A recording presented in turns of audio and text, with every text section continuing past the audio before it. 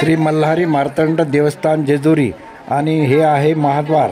महाद्वाराच्या समोरच आपल्याला कासवाची प्रतिकृती दिसते। या ठिकाणी भक्त दर्शन घेऊन पुढे गड चढायला सुरुवात करतात।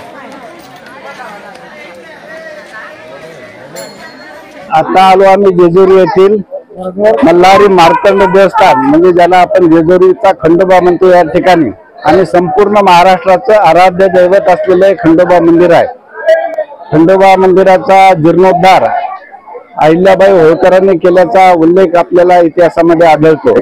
अशी एक कथा आहे की मणी आणि मल्ल असे दोघ भाऊ राक्षस कुळामध्ये जन्माला आले आणि या मणी आणि मल्लाने ब्रह्मदेवाची उपासना केली। नंतर ब्रह्मदेव त्यांना प्रसन्न झाले, वर दिला ब्रह्मदेवाने।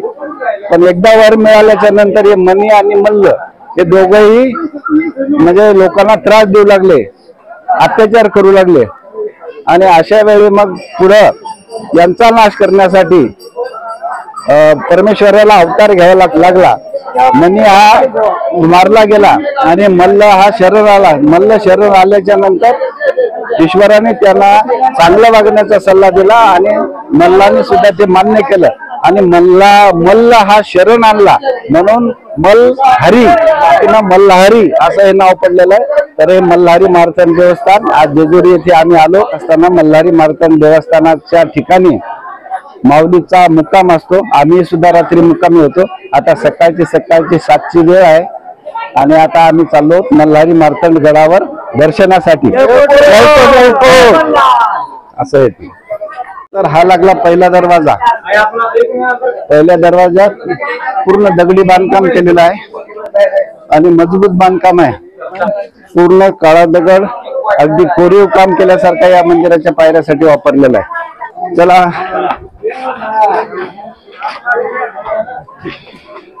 या ठिकाणी दुसरं गेट आहे, हे दगडी बांधकाम केलेलं।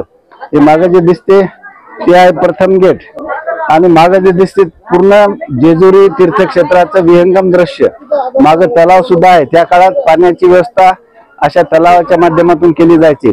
छत्रपती शिवाजी महाराजांचे वडील शहाजीराजे भोसले यांनी प्रथम जीर्णोद्धार केल्याचा उल्लेख आढळतो।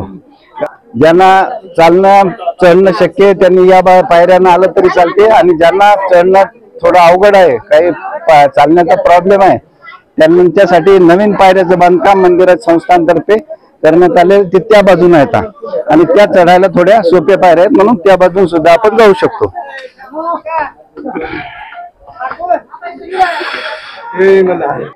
जेजुरी गडावर वर आल्याच्या नंतर शेवटच्या गेट अगोदर या ठिकाणी चप्पल स्टँडची व्यवस्था आहे, ही मोफत व्यवस्था आहे।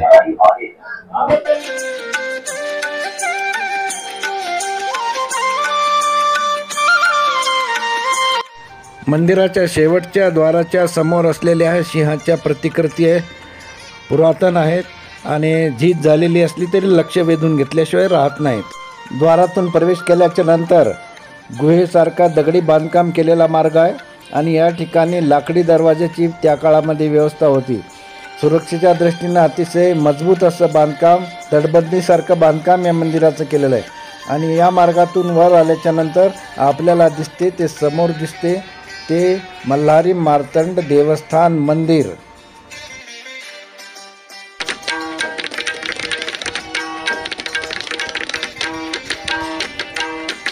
किती सुंदर आहेत बघा, बघण्यासारखे आहेत।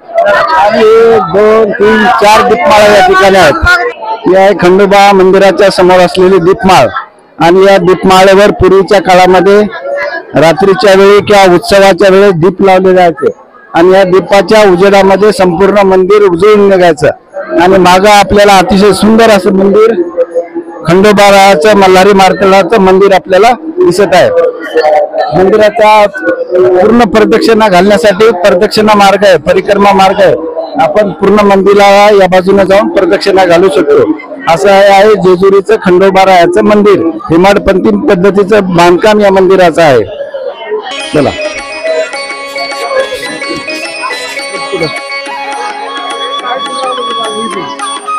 हे मुख्य मंदिर आहे आणि मंदिरामध्ये मल्हारी मार्तंड म्हणजे खंडोबारायाची आणि महाळसा देवीची मूर्ती या मंदिरामध्ये आहे।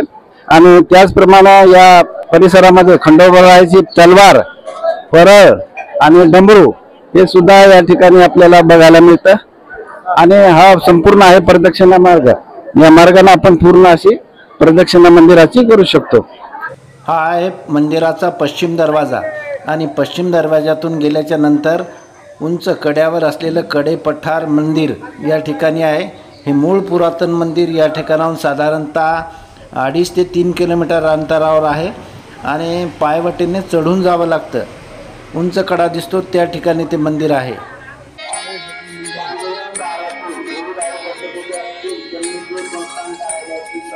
ही दर्शनदारीची लाईन आहे आणि भक्त लाईनीमध्ये लागून दर्शन घेत आहेत.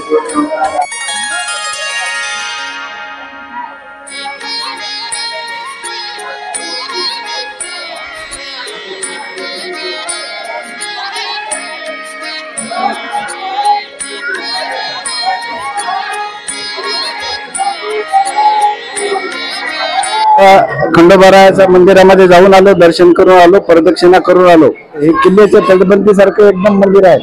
आणि पूर्वीच्या काळामध्ये या ठिकाणून लक्ष ठेवण्यासाठी किंवा बाहेरचं दृश्य पाहण्यासाठी या ओऱ्या असायच्या. या ओऱ्याचं बांधकाम बघा, हेमाडपंथी पद्धतीचं बांधकाम आहे आणि अतिशय सुंदर, मजबूत.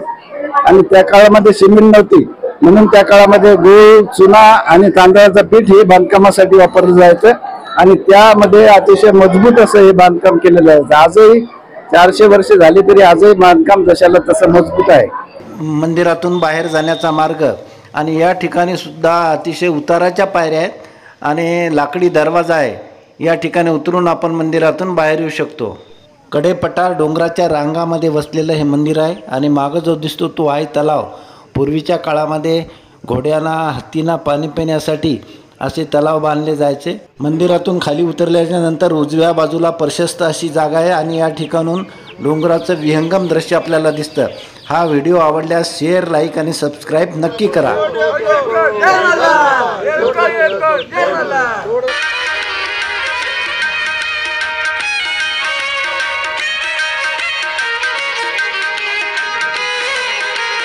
खंडोबा मंदिरामध्ये गेलो होतो. जाण्याच्या पायऱ्या त्या बाजून होत्या, या बाजूच्या पायऱ्याने आता खाली आलो. त्या बाजूला उतरायला आणि चढायला जरा अवघड पायऱ्या आहेत. या भक्तांना काही चालण्यासाठी अडचण असेल ते या बाजूनं या पायऱ्यानं जाऊन खाली येऊ शकतात.